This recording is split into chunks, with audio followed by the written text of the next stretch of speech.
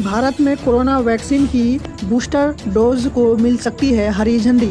20% लोगों में नहीं दिखी एंटीबॉडी।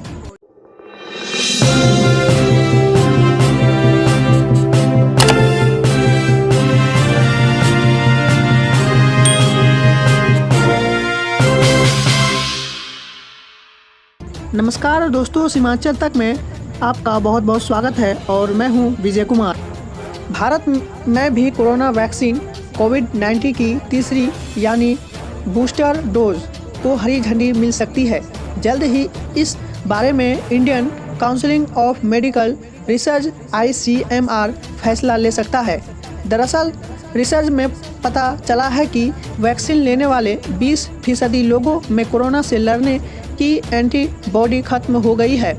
बता दें, अमेरिका और कई यूरोपीय देशों में बूस्टर डोज की अनुमति पहले ही दे दी गई है। अमेरिका में वैक्सीन की तीसरी डोज 20 सितंबर से दी जाएगी। अंग्रेजी अखबार न्यू इंडियन एक्सप्रेस के मुताबिक ओडिशा की राजधानी भुवनेश्वर में एक रिसर्च यूनिट में काम करने वाले 23% लोगों में एंटीबॉडी नहीं मिली, जबकि इन सबने वैक्सीन की दोनों डोज ली थी। ऐसे में माना जा रहा है कि भारत में भी लोगों को जल्द ही बूस्टर डोज दी जा सकती है। भारत में इस साल 16 जनवरी से कोरोना वैक्सीनेशन अभियान की शुरुआत की गई थी।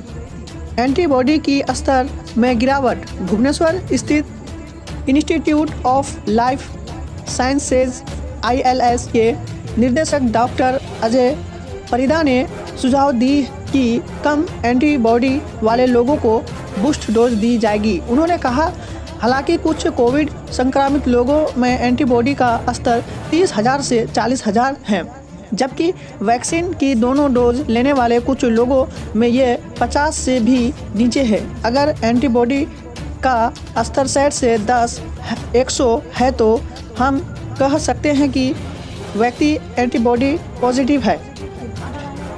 कितने दिनों में कम हो रही है एंटीबॉडी? बता दें कि भुवनेश्वर स्थित यह संस्थान भारतीय SARS कोविड-2 जीनोम कंसोर्टियम का एक हिस्सा है, जो देश भर में 28 प्रयोगशालाओं का एक नेटवर्क है। इनका मुख्य तौर पर काम है कोरोना वायरस के नए वेरिएंट का पता लगाना, यानी जीनोम सीक्वेंसिंग के जरिए वायरस का पूरा कच्चा टीका तैयार करना। रिपोर्ट में यह भी कहा गया है कि वैक्सीन की दोनों डोज लेने के बाद कई लोगों में एंटीबॉडी का स्तर 4 से 6 महीने बाद कम हो देखा गया।